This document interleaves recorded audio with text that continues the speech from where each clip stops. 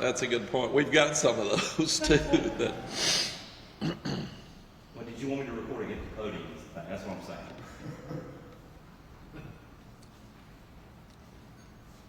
Okay, welcome everybody. It was a fun night on Saturday night.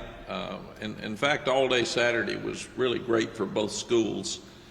Game day, only one place on Saturday, and the two universities got a tremendous amount of publicity. You can't pay for that publicity. And then Danny Morrison did a tremendous job from the Charlotte's Sports Foundation the 3 times we've been down there.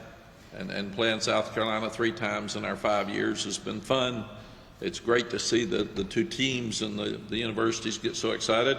They had more fans there than we did, but our fans that were there did great. They were pumped, and you got to give South Carolina credit for their fans. They came in numbers and they were loud, and then give our fans credit. They stayed and they were really loud, and it was very similar to our first year where we beat South Carolina, and the fans celebrated with the players after the game, and that was really fun to see.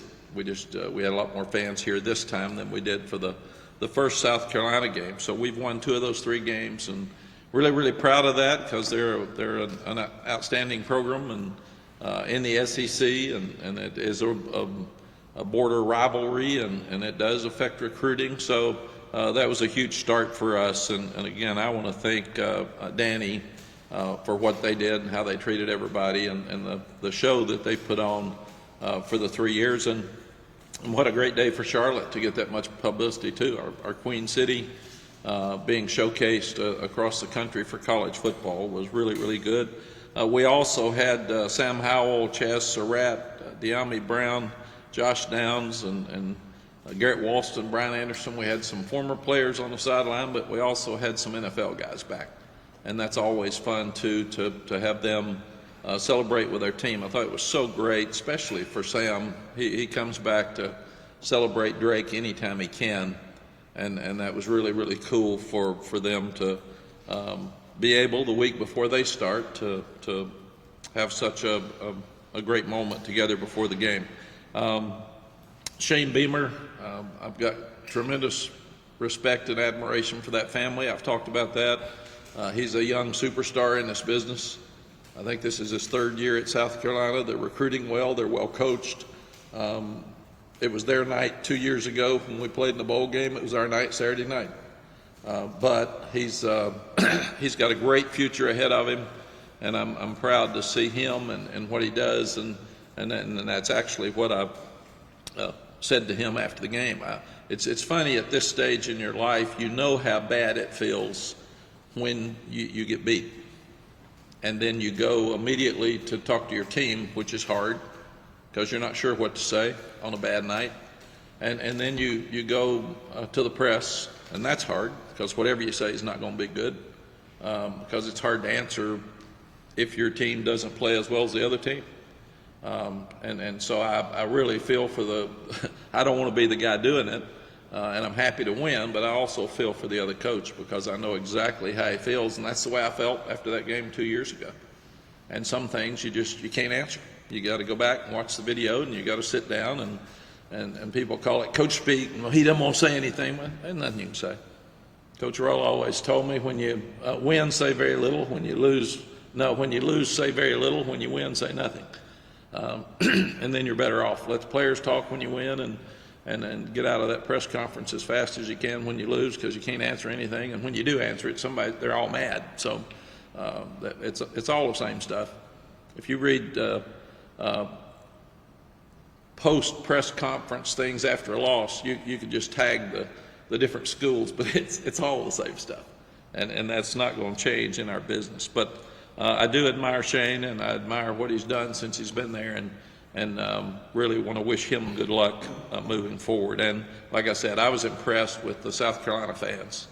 They came in numbers. They were loud. They really support their team, and good for them. Players of the game. The defensive player of the game is Kamen Rucker. 8 tackles, 5.5 tackles for loss, 2 sacks. What an amazing night. He was voted the Walter Camp Defensive Player of the Week as well.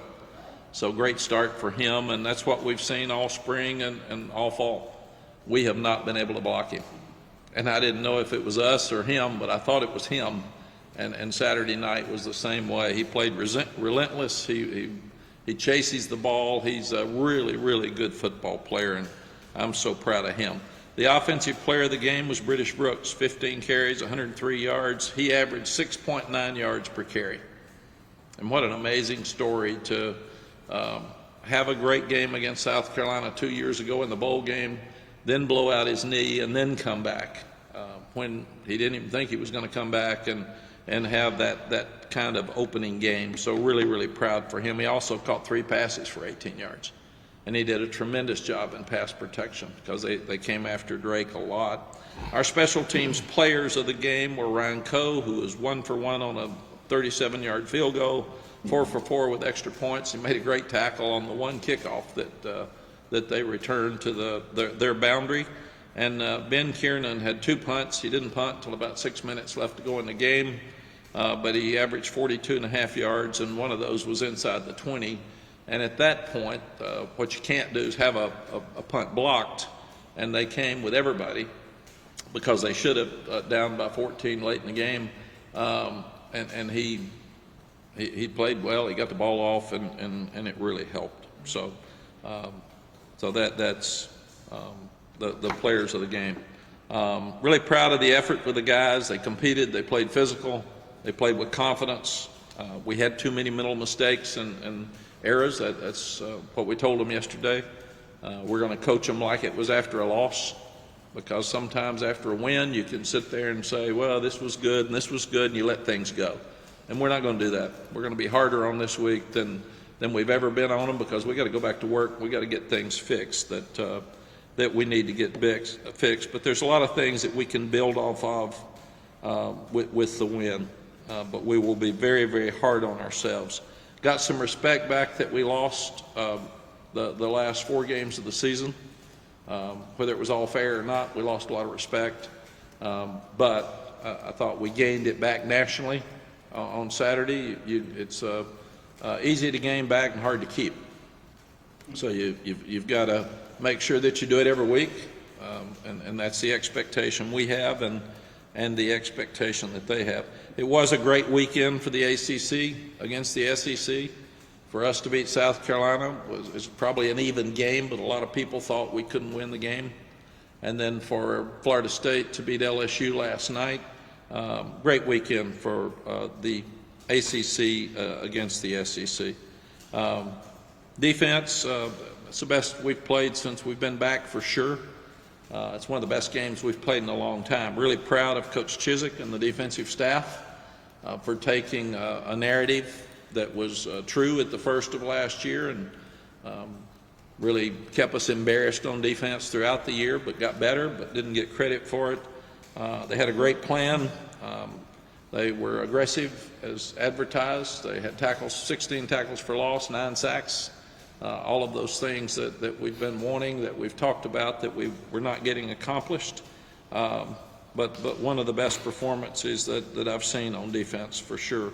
Minus 2 yards rushing is the fewest we've allowed since 2000 against Wake Forest. 9 sacks is the most we've had since a 2000 game with Wake Forest, where we had 10 sacks instead of the 9. 0 and 4 on 4th downs. We had 2 turnovers, which you can't have. We missed on a 4th down in 2 or 3, which you got to make your 4th downs if you're going to be aggressive and go for it. But the fact that we held them on 4 4th downs are like turnovers. So we actually won the turnover ratio because of the 4th downs. And no bigger 4th down than the 4th down right after the onside kick. When we come out and force a 4 and out, we get the ball to 50, where it would have gotten it at the 25 with a kickoff, because their kicker's so good. So the defense stepped up time and time again. After our 2 turnovers, the defense only gave up 3 points, which was a huge difference as well. So we got things to fix. We can't let one guy catch that many balls. 17 had a field day. We've got to do a better job of taking one player out of it. And they had one really short drive or quick drive, I think it's 5 plays or something, that scored really quickly, and we didn't line up right, We had some mental mistakes. We also were not lined up right on the goal line, where they had they tempoed us, and they had an easy handoff for we didn't even touch the running back going in. So we've got some things to fix as good as the defense played. Offensively, I like the way that our offensive staff, I like their game plan. I like the way they called the game. The first drive was really a thing of beauty. It sent a message that we're going to be balanced. It sent a message that we're going to run the ball. And we took it right down. We're flawless with no mistakes to score very quickly. I thought they did a good job of using tempo when they needed to. We caught South Carolina with 13 on the field once on the goal line. So that it was a lot of things that we did well. And I love the way that our offensive staff helped our defense because we had 20 minutes of time of possession at half just about compared to their 10, and we had 42 plays on offense as compared to 29 on defense. So it kept our defense more fresh, and at the same time, it was the way a staff is supposed to work together to help each other throughout the game. The offense was physical, which is one thing that we needed. We didn't give up a sack, and in 22 we had Virginia Tech and Florida A&M game. We didn't give up a sack, and in 19 it was Mercer and Temple. Other than that, every game we've had since we've been here, we've given up a sack. So that's a major accomplishment, and usually the team that runs the ball the best wins a game. We had 168 yards rushing to -2. So that just tells you the way it happens. Can't turn the ball over.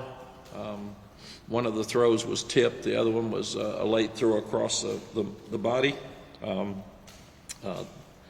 I did think Drake had a phenomenal game, considering that he was throwing to different people all the time during practice. He hasn't even had a set routine because Nate wasn't out there and Tez wasn't out there. And Tez has his meeting Thursday morning, so hopefully the NCAA will do what's right, and he'll be back out on the field on Saturday. We'll practice him this week like he's going to play, because we feel like that's definitely the right thing to do. The other thing I didn't think we did very well offensively was the 4-minute offense. When there's 8 minutes left to go and you're leading 31-17, we didn't move the ball very well after that.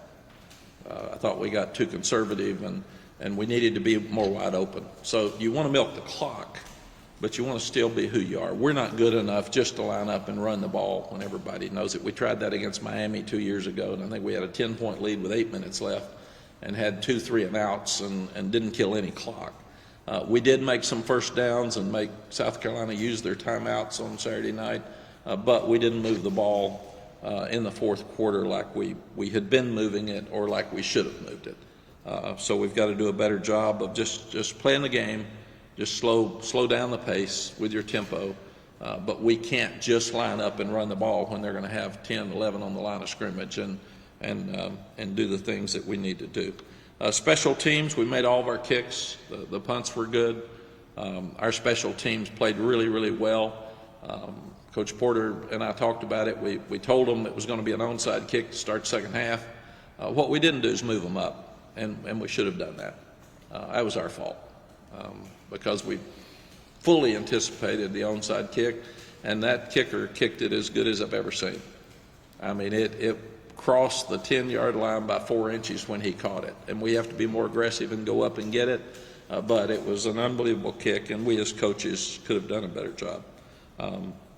We didn't punt till midway through the fourth quarter, and again, Ben did well. Elijah Hussey did an unbelievable job catching punts. We've never seen him do that before, but normally if a punt hits the ground, you lose 17 yards of roll after that. And he didn't let any hit the ground except the ones that went in the end zone for touchbacks. And he did an amazing job of moving and getting their coverage team to follow him so the ball could hit and get in the end zone. So we're really, really pleased with his decision-making at that point. App State this weekend, I've got so much respect for Sean Clark. He played for Stacy Searles, so I've known Sean for a long time, and I like him. He is a nice man and a very good coach. And I've admired App State since I coached there, and Sparky coached there. They've got a tremendous program. They play with an amazing amount of pride. They play tough. They run the ball. South Carolina gave up on the run. App State's not going to give up on the run. So we really won't know how we're going to play against the run until this weekend. And they totally embarrassed us defensively last year and changed the narrative of who we were. And we were the laughing stock of defense in the country, giving up 40 points in the fourth quarter and 61 points. So we have a load on our shoulders this weekend to go back and prove that the narrative that we changed for Saturday night is really real and not just one, because they've got a great running back. They've got 3 of those 5 offensive linemen back that absolutely knocked us off the ball and killed us last year and embarrassed us. And Coach Clark's going to have them ready to go. So we've got to be excited. The last time they were here, they beat us in this stadium. We've got to do a better job with our home field advantage, because we lost to Tech last year, we lost to State last year at home. We've lost the last 2 games at home. And one of the things we were doing around here is really doing a great job winning at home. So I want the fans to welcome our guys back. I want them to be excited. I want them to be a difference on Saturday night. And that's really, really important for us to go back and get our home field advantage. We got 2 games at home here the next 2 weeks. And it's important that our fans come out, and our student body has been the best of anybody in the country. They've been amazing. But I want our fans to do the same. Come back, say thank you for last weekend, and help us win on Saturday night, because this game is really, really important. And it's going to be a physical game, and App State always plays with a chip on their shoulder, and we've got to start doing a better job of that. One of the big question marks this week, can we play well and win a game and be celebrated, and then come back the next week and play better? And that's what we got to do. We got to get things fixed. Everybody says you're supposed to be twice as good that second game after the first one. Well, we have to be, and we'll have a very, very physical and tough week of practice to prepare for Saturday night. Questions? At what point is the situation, if he's denied on Thursday, is that the end for this year, or is there any other recourse? Yeah, Chip, it's a good question. I don't know the answer. I know from what I understand, he can have legal recourse, but we can't, the way I understand it. So I'm sure there's people looking into that, but I've just got to hope that they do what's right. I mean, he's not like a double transfer. He didn't play at the first school, so that's different, and we need to see it's different. I look up and I see guys that are in their 4th school playing Saturday, and his situation is just different. At what point did you realize in the game that this defense is different than last year? I mean, you could tell right away from that first drive that they were on it. Yeah, I thought it was a great message sent by the defense and then the offense in the first drives of both. The defense had a 3-and-out, and they were all over it, and should have had the sack and didn't. But you could see they were locked in, they were focused, and then the offense just absolutely used different formations and moved the ball down and scored. So I felt really, really good after the first series on both sides of the ball. Mack, for the defense, I know you guys did a lot in the spring, a lot in the summer, a lot of different people coming in to help. How much of that performance Saturday was the players themselves saying, we're tired of hearing it, we're going to go out and show it, versus how much the coaching aspect affected it? Yeah, Tommy, it's a good question. It's really always the players. It's funny at 35 years of this stuff, and they say your team wasn't motivated. You know what? You got 120 of them. The great players motivate themselves. Coaches have to coach them, and then what you do is you get a plan and you coach them. But when they're on the field, you can't coach them anymore. You can tell them what to do before the snap, but then they got to play. So it was all the players, and I think the defensive coaches did a great job of telling them, your narrative is that you're soft and you're weak and you don't care and you won't play hard all the time, and they listened, and they were embarrassed. And one of the big words that we had last week, and it'll be this week as well because of the embarrassment we had last year, is respect. If you don't have respect in your life, you don't have very much. You've got to have respect. And South Carolina could not have respected us after the game 2 years ago. And App State cannot respect our defense coming in this weekend. So it'll be a fun challenge for us to see if we can change that narrative. Mack, you've spent a lot of time in both of the and Chapel Hill communities, as you said. What do you think this game being played in this 3-game series that you've had at that has meant to the people in this state? I think it's really good for the people in this state because App State's been, through the years, probably the best program in this state. It's not easy for me to say, but it's facts. You look at, they've won 3 national championships. They won more games at home than, I think they were 9th in the country in the percentage of home wins. Every time they beat Michigan at Michigan, they beat Texas A&M last year, the week after us, on the road. They had a 2-point game with Miami a couple of years ago in Miami.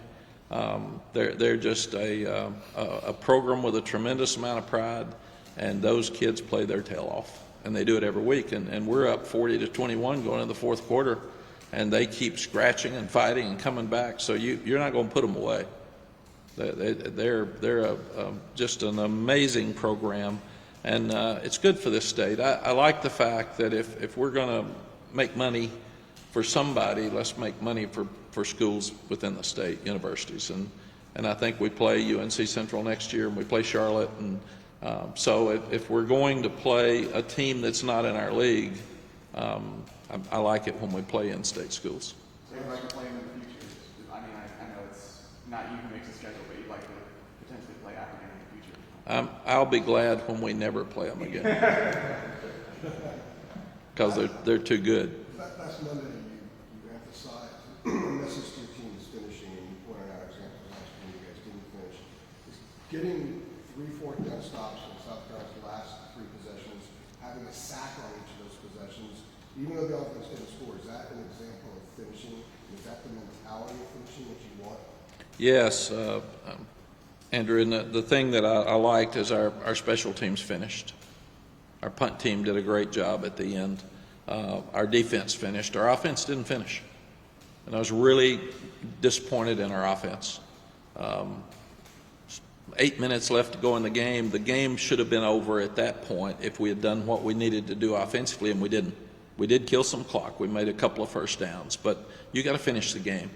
So as happy as I was with our defense and our special teams, I was really disappointed in the way our offense didn't finish.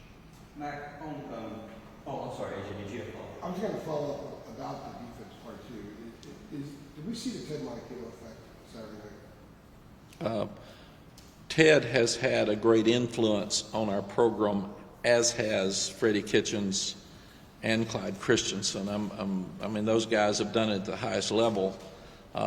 So you saw some influence on the offense. There were different things, and we used 2 tight ends more than not. And how many teams can lose 2 of their top receivers and still score 31 points against a really good team? I mean, just and not have drop off.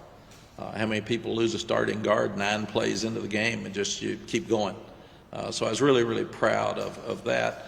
Same with Ted. Ted and Gene Chizik are very close. So what Ted's been able to do is take a set of eyes that have won a Super Bowl and have coached some of the best in the country. He's definitely been able to have an influence on pass rush.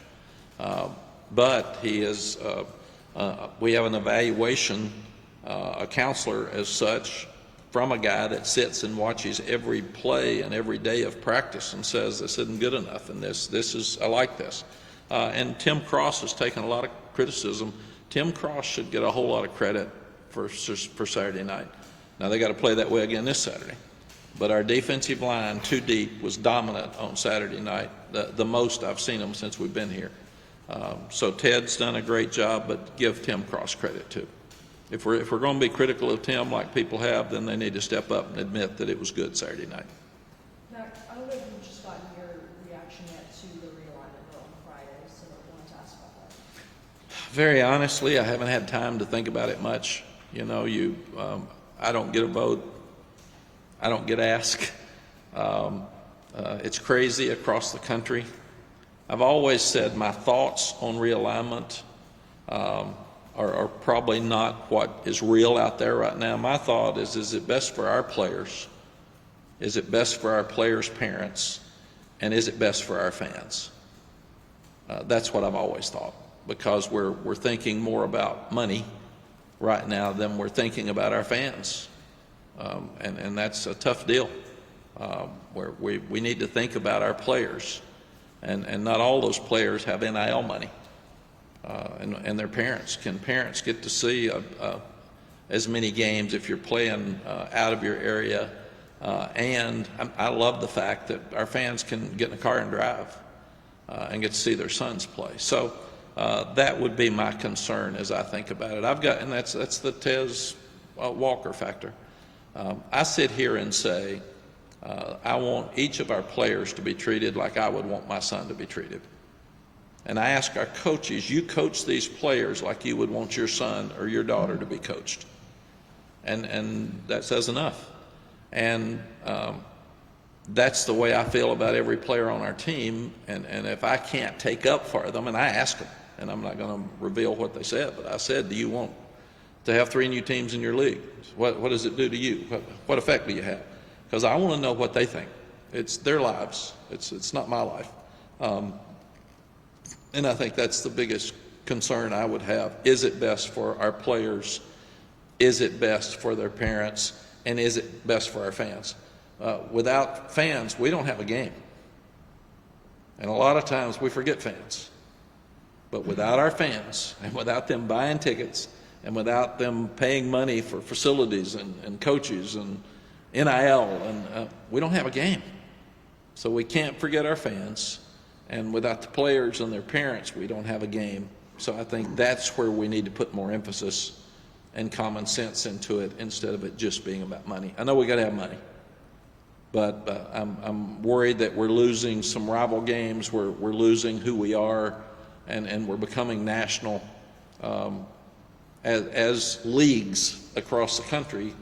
And that's going to be a whole lot of travel on young people. It's going to take them out of class. I got back at 3 o'clock on Saturday night. I sat there and watched the video for 2 hours. I went to bed at 5, 6, got up at 7:30 and back over here working.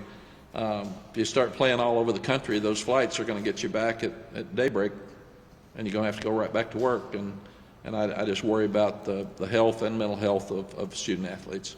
Max, staying with the national media and the ACC from this past weekend, just talk about the atmosphere once again of playing in Charlotte against South Carolina primetime media. Also just the ACC being featured in 4 primetime games this weekend, 5 tonight with Duke and Clemson. How great of a weekend is it for the conference to be mentioned so much on national television? I think it's huge. And when you win, it's even bigger. Everything's about winning. It's not just if the team that wins gets all the publicity and the team that loses, if they get any, it's bad. That's it. So this game is about winning. I've always said it's about education during the week. It's about taking care of the players. On Saturday, it's about winning. It's show business. And the ones that put on the best show are the ones that are going to get the most credit, and that's what should happen. And that happened this weekend, and the ACC has shined. And tonight, Clemson and Duke will be a great game for national TV. Riley Leonard's he is a great player at quarterback, so it's going to be an interesting game. And 2 years ago, nobody would have thought this game would have happened or been one that everybody's going to watch. And tonight, everybody's going to watch. Mack, you mentioned British earlier. The 3 catches Saturday night were the first 3 he's ever caught in his college career. I mean, you guys know so much about him in terms of who he is, his special teams, all that. Is it possible that even now in year 6, you're finding out more about what he can do? I mean, I know he's not going to be Marshall Faulk, but I mean, is that an area where he could maybe give you more than you thought you had in the pass catching part? Yes, I didn't realize he'd never caught a pass till then. I guess I should have. But in South Carolina, we got you. You got it. I need to make sure I always ask. But he does everything right. Yeah. That's why he started. He's a great pass protector. He's got really good hands. He's going to be ready to play every week. And that's the other thing we're talking about. Which players on your team are passionate about this sport, love the game, practice hard every day, and practice and play hard every week? Because if you're going to have some guys that show up and some that don't, you're going to lose some games because they don't show up. If you're going to have some guys that can't stay focused for a whole game and can't finish, you're going to lose a game because you didn't finish. And you look at these upsets. Texas State beat Baylor. That was not even supposed to be close. It's the first time Texas State's ever beaten a Power 5 program. Texas Tech got beat by Wyoming, had a 17-point lead to start the game. How does that stuff happen? Well, you figure some of you guys didn't finish. They weren't ready to go. So British is a guy that's he's going to show up every day for work. And he never changes his motor or his expression. He practices hard every day. He plays hard every day. And he never speaks. I mean, he never speaks. If you say hi, British, you're going to get maybe a hello, but it's going to be a quiet one. And that's just who he is. And he's never griped about not playing or playing. He's never asked to get the ball more. I did tell him before his long run, I said, there's a long one coming now. You're close. And he kind of looks at me like, and then after he had the long one, I walked down and said, I told you, and he went, yeah. So that's British. I mean, Were you surprised at all by the emotion from him after the game? I mean, just because he's reserved and understated and just not exactly Travis Shaw, like, you know. yeah. I mean, like, did it catch you off guard in any way, or were you like surprised? Yeah, what it did, it made me aware that I need to be more aware of what each one of these young guys is thinking all the time. Because I should have been more aware that here's a guy that at that moment last year, a year ago, he probably thought he'd never play again. And then 2 days later, he's coming back and telling me, I'm going to play again. And I'm thinking about, well, that's good, but are you going to be able to get back? Will your knee be well enough? Will you be good enough with all the backs we've got to be able to play again?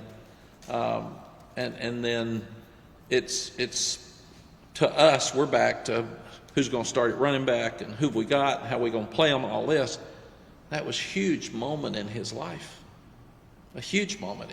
It was bad for me that I didn't even realize the last time he played was in that game. So, I mean, that just had heaps of emotion on him that his granddad said last time he played. And he said, gosh, I never thought about that. So back in that stadium where he'd had to start against NC State and played well, he had played well against South Carolina. That's all he'd played. So his whole life was in front of him there after that game. And I should have been more aware of that and just the emotions that you have. It's the Tez Walker factor. I sat there and I broke down when I heard he wasn't going to play, because I think that this guy has been through so much, and then he transfers, and then 2 days later they change the rule. So why isn't he grandfathered in? And then he's got a grandmother that's never seen him play that's sick. He's got 30 tickets for family members that are going to come to his game, his live streams to play at Carolina, his live streams to play in Panther Stadium, and he didn't get to play. So I just broke down. I couldn't handle it. I broke down when I was talking to Dre Boykins. I don't know that I've ever seen a player love football more than Dre Boykins. And he was absolutely crushed that he wasn't going to get to play. And I just couldn't handle it. So when people think about what matters in this game, kids matter. These are human beings. They're not video games. And to coach them, that's why after a loss you got to pick them up. You can't beat them down. Everybody's beating them down. After a win, you got to get your thumb on them and get after them now, because they're going to be bragged on too much this week. And they're 18 to 20, 21-year-olds. So it's hard for everybody. So we're going to be all over them this week. But when you look at each life story from everyone, it does matter. And if you're not going to treat them like you would want your son to be treated, then it doesn't work in my estimation. Then you're not doing your job as a coach. Mack, what is your understanding of why they didn't get the Texas decision before this game? And what is your understanding that Yeah, Art, we would have to ask compliance that, I don't deal with it at all. I'm not supposed to. Compliance has all communications with them. So we didn't know if we were going to hear anything.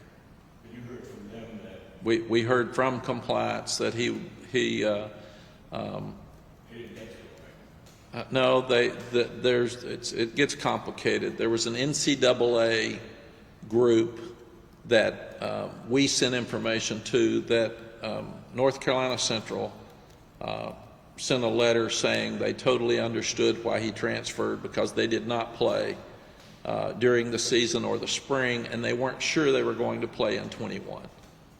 So the MEAC, the conference, sent a letter saying, yes, when a team cancels their season, he is free to transfer. So we felt like both of those would be reason enough because the MEAC and Central said he should have a free transfer, and he didn't play and he didn't have an opportunity to stay and play, that he should be eligible. That person in the NCAA office said that they would not overturn his appeal because of those two letters. So now there is a committee that's outside of the NCAA that works with the NCAA that's going to hear it Thursday morning, and they will see if they will overturn the appeal or not. And that's where we are. What kind of guidance is Thursday morning going to be? Yes. I have a feeling I know what the answer is, but did Drake May give himself any leeway for throwing the two picks or, having any mistakes, knowing that, as you said, he's played with a different guy every time because of what's been going on? It is. Drake had a tremendous amount of pressure on him. The publicity of the two, game day was there because of Drake and Spencer Rattler, who Spencer played an unbelievable game. No interceptions, 9 sacks, ran. I mean, I've got renewed respect for him. I thought he kept them in the game, and we were chasing him all night. But Drake is really hard on himself. And you see the throw that Drake made to John Copenhaver. If that was intercepted, we would have said bad throw. But he's getting hit, he slings it up, and that's who Drake is, and he's going to take some chances. So, but Drake's one of those we have to pick up because he's going to be harder on himself than anybody else in the country. Now, you were saying a Walker was a committee outside of the NCAA. What kind of committee is it? We're not sure who they are. It's nameless, faceless people. They have people from different universities across the country. Some are compliance directors, and they bring them in to look at cases like this outside of the NCAA that work with the NCAA on decision making. And that's what I'm told this committee is. We don't know who they are. Kind of getting back to the offense real quick. You guys, established run kind of early on. Drake was 10 to the first 10. A lot of the shorter throws, you guys opened it up a little bit later. Was that kind of a deliberate thing to kind of try to get different pieces involved and then open it up a little bit? Yeah, Jeremiah, what I told them, no sacks, man. No sacks and no tackles for loss. I've been saying it for 4 years, and we just keep doing it. So they've got really good pass rushers, so don't just drop back and start the game with all dropbacks and get 7 sacks. So establish the run, play action, get the ball out of your hands fast. A lot of that was me. Yeah, we got time for one more. Is there something to say about the Tez situation being somewhat galvanizing for the team to sort of maybe bring them a little bit closer together, Drake wearing his jersey afterward, and if they needed more fuel, maybe that was another bit of fuel that they got? Yeah, since they didn't know till right before the game, I don't know. Again, you got 120, so how do you know what galvanizes one or the other? These kids are really, really close. We FaceTimed Dre Boykins from the dressing room and sang happy birthday to him and gave him a game ball. That's the kind of kids these are. Drake wore Tez Walker's jersey on backwards for the press conference. Nobody asked him to do that. Eric Church called and said, Eric's high school jersey's 34. He always wears 34 on the sideline. He called and said, will you ask Tez's permission if I can wear his jersey to represent him on the sideline? So people care about kids. And this seems like a common sense issue more than anything else, and they want to step up. So when you lose the Dre Boykins, and our kids care. You've got examples. Mitch Mason's our chaplain. He's been really sick for the last year and a half or two. He's there every day fighting and limping with a neurological disease. He fights it every day, and those kids love him and give him standing ovations when he comes in. You got Tylee Kraft. Tylee hadn't missed a practice. He hadn't missed a meeting, and he gets his chemo radiation treatments, and he's so sick. And he never gripes or anything else. I told the coaches this morning, let's get a chair for him, because he gets tired some out there, and he wants to be around. But this team is very compassionate about each other, and they see how hard Tez has worked. They know his story, and they know that he should play, and that's why they also are very respectful, and they're not trying to call out the NCAA, but they're pleading for help for him, and they want him to know that they're very supportive of him, like Dre Boykins. All right. Thanks, Coach. Thank you all. Have a good week. Appreciate it, man. Thank you. Thanks, sir. Thank you.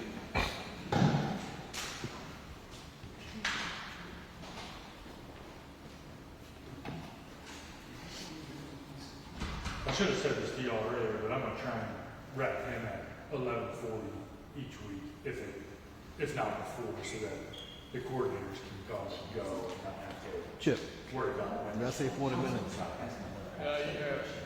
I noticed a change in the email. I think we said that. To 11.